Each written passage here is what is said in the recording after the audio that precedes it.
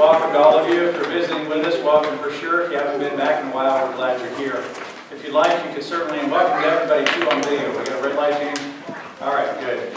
I'm a little nervous about that because we had a few weeks where it didn't work, so I'll probably ask one more and then leave it alone. But if you'd like, you can pull out your insert and bulletin. We got a few things we want to look at today. Basically, it's about relationship 3, and it's children and slaves. And no, those are not the same thing. My dad always teases about that. There's the reason I had 3 boys, because that way I got a lot of workers and gophers. Now go get me a glass of water was his response. So, but what I want to mention today is basically we've been looking at headship order lately in this whole thing about relationships, and that is there's God the Father, God the Son, and then the husband and the wife, and then the kids, and I always throw pets in at the end. And the reason God gave us that order is not because one's more important than the other. I mean, which is more important, God the Father or God the Son? Which is more important than husband or wife? Neither. There's unity there. Yes, God's a little more important than we are, but He loves us so much to kill His own Son for us. So there's some real worth and value in everybody. It's not about worth and value. It's about order. It's about basically chain of command, if you wish, for those of us who may have served in military circles. Basically, it's an order that God gave us so that we can have some order in our society. And today, though, what happens is a lot of people will say in the culture that they don't have a problem saying, husbands, you need to be more loving. Because that's really been the thumb pushing down on guys lately. It's a lot harder for our culture today to say about the women should be submitting. As you say that, and women should submit, and hackles come up, and claws come out, and everything else. It's not the most easily welcomed comment. And if you actually missed either sermon last few weeks where we talked about that, with husbands loving sacrificially, wives submitting, then you can go back and watch them. Those are all posted online. At least the one for husbands is. Haven't got the women up yet. But today, in regards to kids submitting, though, that one, though, is a mixed bag. Because most of us growing up would say it's obvious, yes, kids need to obey parents. Mom and dad are in control, kids are not, and so we need to make sure that the kids are following what mom and dad say. The thing is, though, there are those today that will have all kinds of kids' rights, and far more even than what anybody ever thought of. The kids should be able to do things, our society says kids should be able to do things like divorce their parents, or self-determine not just what food they like, but also what rules they'll obey, talking about rules, and even what their sexual orientation will be as early as kindergarten. I know there's one story of a 27-year-old guy in India, that's wanting to divorce his parents because they had made him be born. Yeah, go figure that one. Another case, though, which is even more unique and weird to America, I guess, is that there's a 17-year-old kid, white kid in St. Louis, who wants to sue his parents for putting another white kid in the world, because he's suffering from white privilege and white guilt. So he wants he's suing his parents to pay him $20,000 so he can turn his skin almost black permanently. It's kind of like, really? Growing up, I think it was kids were having trouble chewing gum and talking out in class, and now you get some crazier stuff than that. It is really interesting, though, how the world goes a lot crazy when it kicks God to the curb and tries to go their own way, especially in regards to our kids. We'll also be talking about slaves and masters, and I know that phrase sounds horrible. We're going to talk about slaves, and we're all, slaves to Christ in a sense, but slaves and masters back in that day is not what we have with slaves and masters in the last couple hundred years of American history. Back then, if you were a doctor, you did work, so you were a slave. If you were an accountant, you did work, you were a slave. And so it was more an issue if you got your food, clothing, and shelter and a job from somebody. It was much less about the kind of oppression, beatings, and abuse that you see in movies like Roots. So it's a little different slavery then in the Bible, at least, to what it is today, or has been in the last few hundred years here in America. So anyway, the whole passages we're going to look at are Ephesians 6 and Colossians 3, but the first one here is Ephesians 6, 1-4. It says, "Children, obey your parents in the Lord, for this is right. Honor your father and mother, which is the first commandment with a promise, so that it may go well with you and that you may enjoy a long life on the earth. Fathers, do not exasperate your children. Instead, bring them up in the training and instruction of the Lord." And then if we go over to Colossians, it says, "Wives, submit yourselves to your husbands as is fitting in the Lord, and husbands, love your wives, and do not be harsh with them. Kind of a review of the last 2 weeks of sermons. And then from there it goes into children. Obey your parents in everything, for this pleases the Lord. Fathers, do not embitter your children, or they will become discouraged. Similar to how God addresses the husbands and wives with what each person should do, God does the same for the parents and the kids in this passage, these two passages. He starts with a simple command to the kids, obey, and then fills in more with what the parents should do. So the first one is obedience for the kids yields blessings and long life. Children, obey your parents so you can live long and have the blessings of God. You will live a long life, and God will bless you if you obey your parents. And that, of course, comes out of the Exodus 20:12 passage. Honor your father and your mother so that you may live long in the land the Lord your God has given you. So how does long life connect with obedience to parents? Well, some of us may have grown up with a phrase that we heard from our mother. I brought you into this world and I will take you out, so get in here and obey. Anybody ever heard that before? Oh, okay, some little enthusiasm there. Anybody ever said such a phrase? Okay, yeah, there you go. Moms and dads both, you bet. I don't think that is what Moses had in mind when he wrote that passage. But anyway, when kids obey their parents, if you think about it though, if you do obey your parents, you're probably not going to get involved with, jail, not going to be doing drugs, not going to be getting STDs or unwanted pregnancies, not going to be going to jail, not going to be having all the problems that so often we can do when we don't do what we're supposed to do. It's kind of a law of cause and effect. If you don't do the stupid stuff, you're not going to get hurt. I think it even goes one step further than that. Not only do our actions have consequences, but God is able to bring blessings when we do what He wants us to do. Obeying our parents shows we're willing to submit our wills to another. If you think about it, that's the first time really that we're supposed to submit our wills to somebody else. What's the book James Dobson wrote years ago, Strong-Willed Child? 2-year-olds, right? If anybody's had a 2-year-old, you know. Something's going on every other day with their liver and they're freaking out. Have a strong will. And so that's really what it is that we're supposed to do, is submit there at home with mom and dad. Just like eventually when we grow up, we're going to be submitting our wills to God. And just in case, though, parents start thinking that this command is to basically we can do anything we want with our kids, good or bad, with no regard for them being actually human beings with value and purpose. And it sounds a little weird to say it out here, but you know situations where dads and moms get really angry and get abusive to the kids. Because of that, God added this second command. Fathers, don't exasperate or embitter your kids. And that actually comes out of 2 different passages. The first one there is, fathers, do not exasperate your children. Real clear. Ephesians 6:4, the first part. And then the second one is out of Colossians. Fathers, do not embitter your children, or they will become discouraged. Now that's more discouragement than just I didn't get a piece of cake for after dinner. It's a broken-heartedness. It's a complete, why should I even try? Dad or mom are so mean, they never listen. Why should I even try? I don't care anymore. They give up. Paul really, though, left these 2 commands open to interpretation and broad in scope. Why is it? Well, if you think about it, how many ways can parents exasperate or embitter their children? It's a lot, isn't it? They can constantly change the rules. They can give unfair treatment of siblings. Sometimes as the kids grow up, we can be holding on to the same rules we had when they were little kids, and yet they're adults for all intents and purposes. Basically, we can tease them or ridicule the kids so the parents feel better about themselves. How many of us have seen that happen? Maybe we can treat the kids as if they're our best friends one moment, and in the next moment, we lord it over them. And then they get confused. Wait a minute, is mom and dad my best brother, or are they my parent? Which is it? All of these approaches can exasperate, all of these approaches to parenting can exasperate and embitter our kids. I know one dad, he was teasing his son, he was in the back bedroom and teasing him and kind of poking and all that kind of stuff, and then the dad left and the son was given to bottling everything up. And then he would cut loose, that hold it still, just try and tamp it down, and then it would blow up on him one day.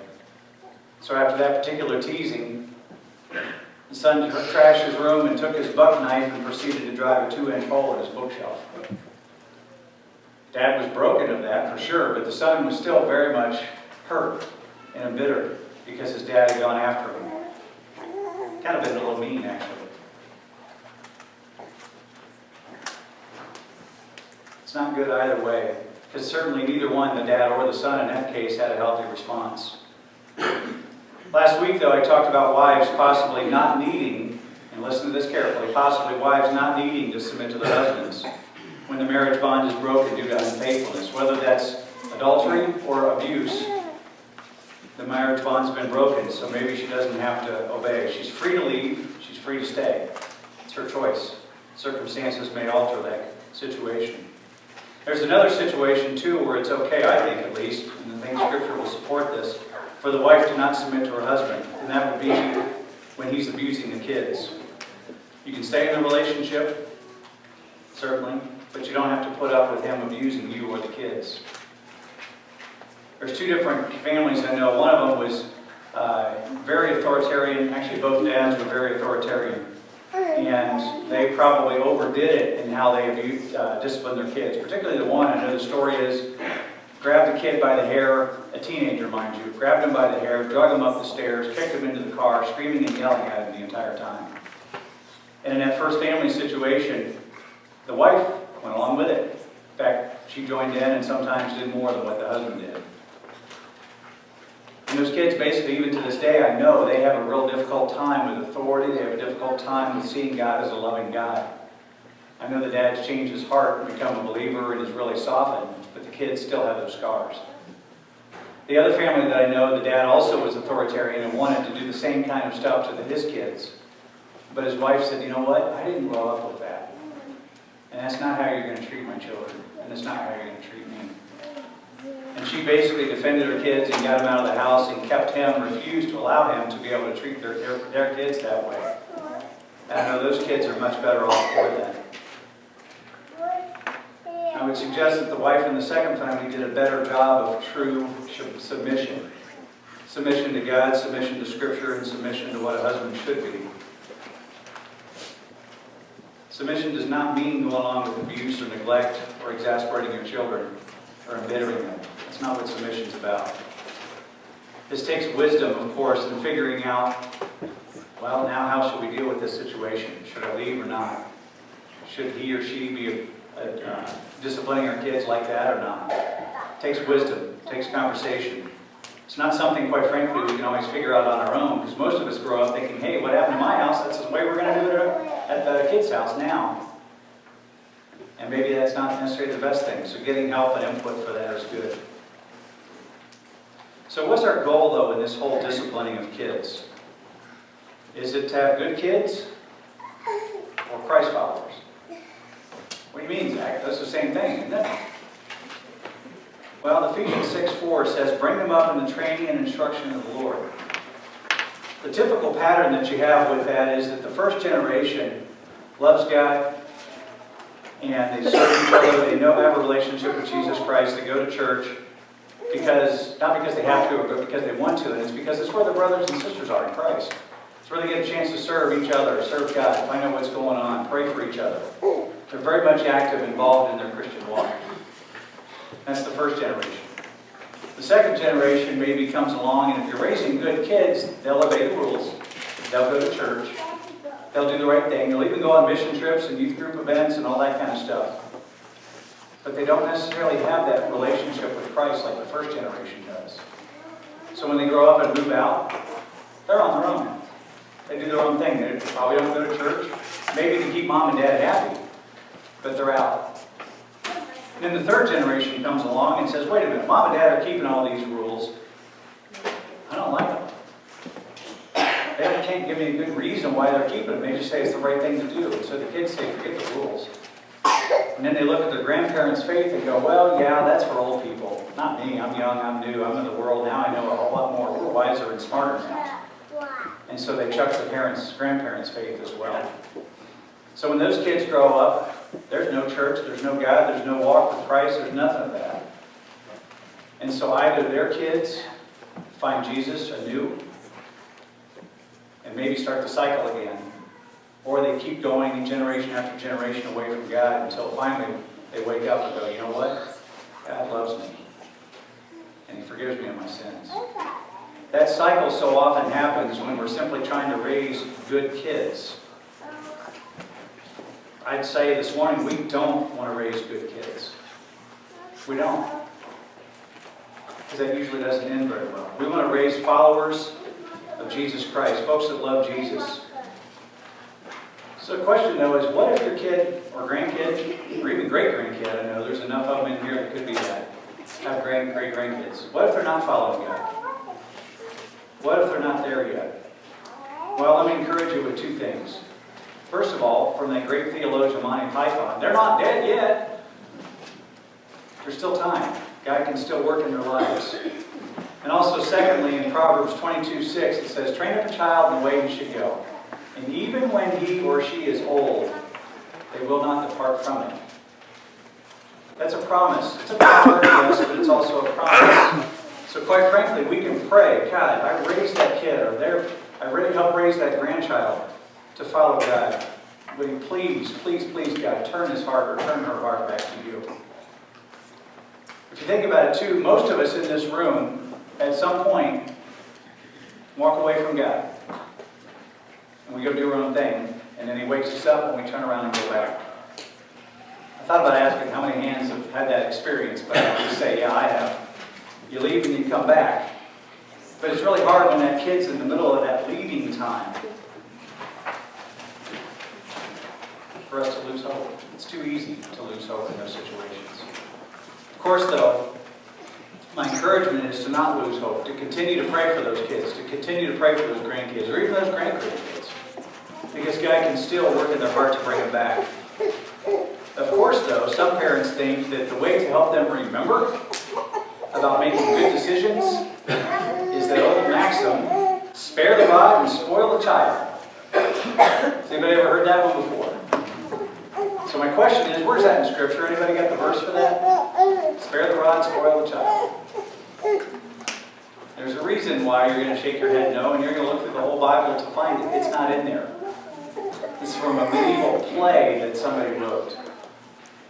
The actual phrase, though, is coming from this passage here, which says, whoever spares the rod hates their children, but the one who loves their children is careful to discipline them. Now, there's two words in there that I want to mention. The second one there is discipline. Think about not discipline as in what we think of, with spankings and timeouts and groundings and curfews and all that stuff. But think of that as making a disciple. Somebody who follows after God, who follows after Jesus, who has Him in their heart and lives that way. So that's a different way, a little bit of spin to think of it as thinking making a disciple out of Him. The second word up there that I want to look at is rod.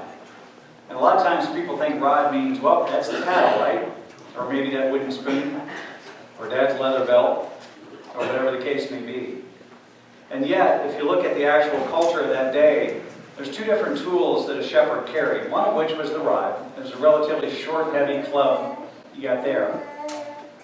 And then you got the staff with the hook in it in various shapes. The staff was used to help pull sheep out of thickets because sheep only have forward. They don't have a reverse gear.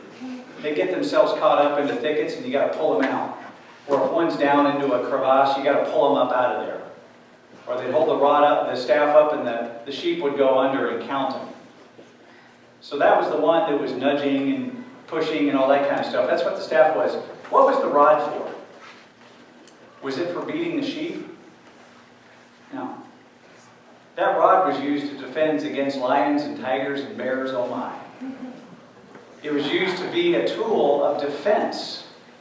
And so if you go back to that passage again and look at it, whoever spares the defense and protection of their kids from this world and all the things that attack them hates their children. But the one who loves their children is careful to discipline them. It's a disciple. So if you're not protecting them from all the garbage that goes on in this world as best as you possibly can, and you're not pulling them out of the difficulties that they're in, it might not go so well. There's another example, too, of even a shepherd today. It's a little crook up there above his head. But Paul writes to the parents as much as he does to the kids in this passage. And why is that? Well, because the kids are little and they may not understand everything. But it's the parents' job to be parents. To think about, pray about, talk with their spouse about, and figure out what's the best way to disciple this kid. And then try it. See how it works. If it doesn't work, talk about it again. Figure out, okay, what do we need to do differently? Because every kid that we have, when we have two or more, is different than the other. They're never the exact same. So it takes wisdom to be able to figure out how do we protect them from this world? How do we discipline them to become a disciple of Jesus Christ? All that's going to be different. Because you might have one kid that's got a gentle heart, and all you need to do is give them a stern look or a reminder, hey, honey, remember about that? Oh, yeah, that thing, sorry. The other kid has an iron will along with a hard head and might need a little bit more to get them to bend their will to the parents.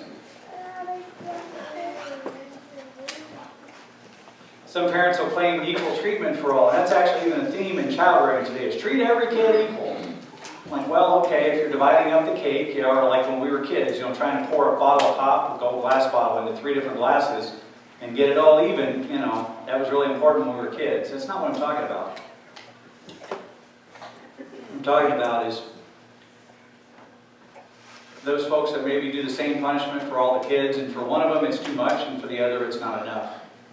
But you have to make it relating to the kids and who they are and what kind of character they are.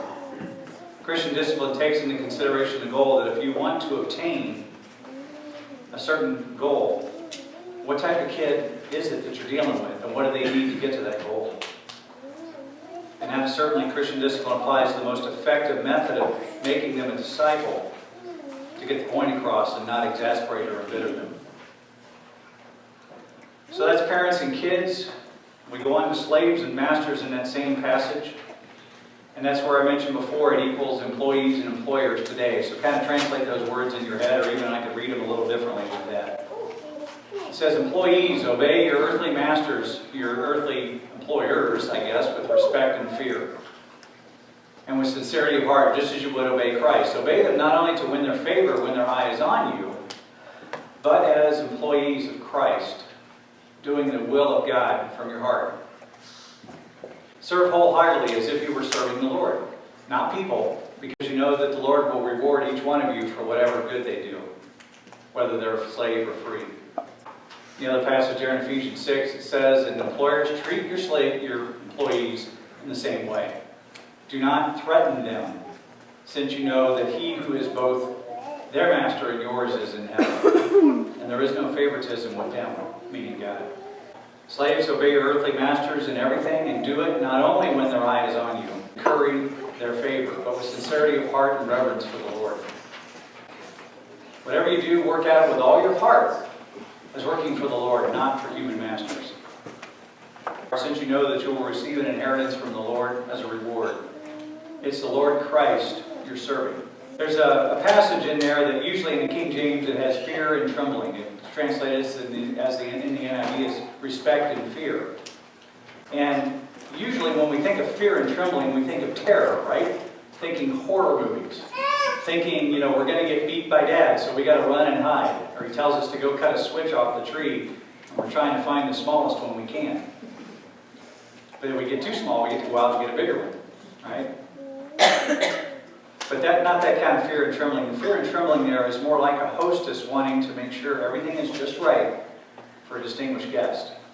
Trying to get everything put together, everything perfect. It's basically the opposite of being high-minded and proud. Opposite of being arrogant and self-confident. Another one says, too, it's an attitude of due reverence and awe. That's the kind of respect and fear, that's the kind of fear and trembling that he's talking about here. It's not abject terror, but a respect and awe. Basically, the 2 points I want to make out of this are submit to your boss and work for God. That's really what we're supposed to do as believers in Christ. So often we feel like we hate work. And there are some days where every one of us feels like, yep, we hate work. This stinks. We just go to work basically and do the least amount possible. We just put in our time and we get out of there. And now I get to go do the real part of life. I get to do the rest of life. If you think about it though, how miserable is that? You have to go spend 40, 50, 60, sometimes longer hours a week doing something you hate and can't stand. If though you decide to choose your mindset and realize you're working for God, then the focus also completely changes. God, what do you got me to do today? Yeah, I'm going to go to work. Yeah, I'm going to take care of my job. Yeah, I'm going to do what I'm supposed to do. But Lord, before the foundation of the world, we're told that God created the works for us to do. So if we go to work thinking, oh, I got to work, hate this stinks, it's not going to go very far. But if we go there and we think, you know what, Lord, you've got something for me to do today. And yeah, I'm going to go make a widget or talk to this person or deal with that situation. But you've got something for me to do today. Help me to have eyes open to see it so I can do it and join you in that work. It's a much different perspective. Maybe when you get there, it's an errand God has you to do about something. Maybe it's offering encouragement to somebody who's hurting. Maybe it's being a shoulder for somebody to cry on. Maybe it's offering wisdom to a new husband and can't figure out how in the world to love his wife sacrificially and how frustrating it is when he tries to control her. Some of us maybe can have a chat with him.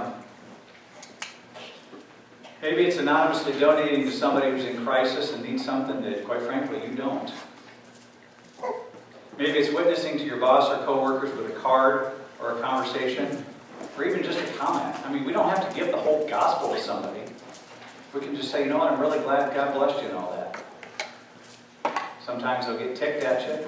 God didn't bless me. And you have a conversation. Other times they say, you know what, yeah, God did bless me. And you remind them of that truth. Just a little thing like that. One thing, though, I want to mention is just like when you're in an abusive marriage, you're free to stay or go. If you have an abusive boss, quite frankly, you're free to stay or go. Maybe you can stay and rely upon God's strength and be a witness to them. Maybe it's time to go. Again, it takes wisdom. You can feel free to stay or free to go. But you need to have conversations with folks. Talk to your spouse, talk to somebody else you know and trust, and say, Lord, what is it that you want me to do in this situation? How do you want me to be here? And follow God's leading in that situation.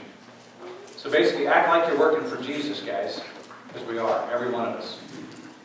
There's a lot more we can say about work, and I'm sure that'll be for another day, but the second thing I want to look at this morning is to bosses.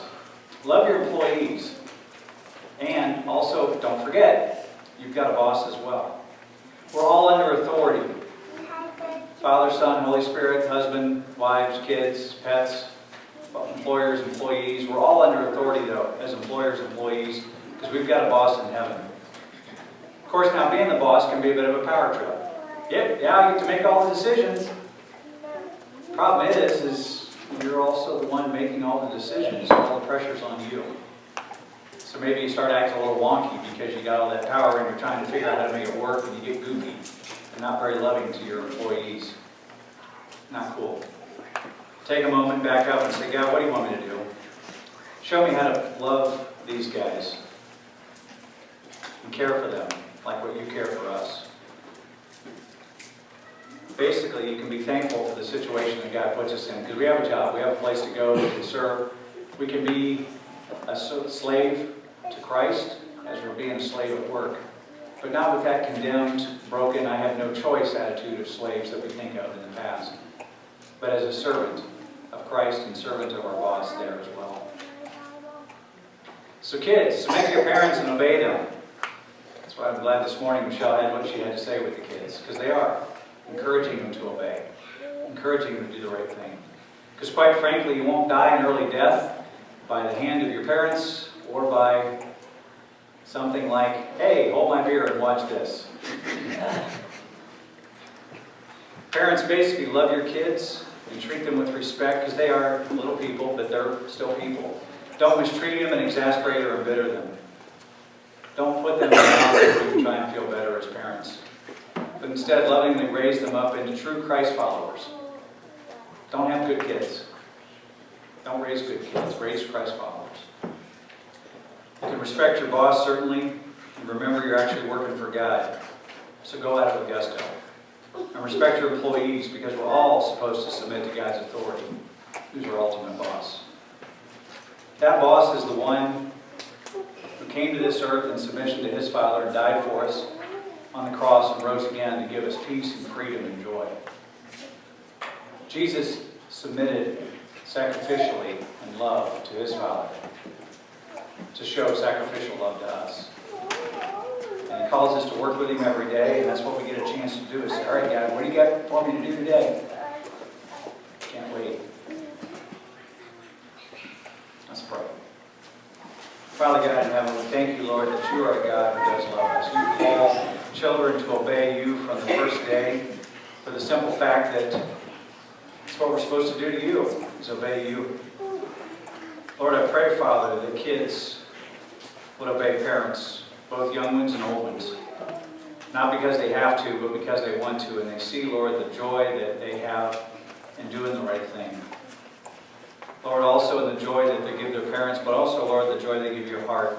Because when we all obey, we don't go down dark, deadly paths of selfish sin, but instead, Lord, we turn back to you. Say, Lord, I'm your servant. I'm your slave. You're my master. Anywhere and everywhere, what can you have me do? In your name we pray, Jesus. And all God's people said, amen.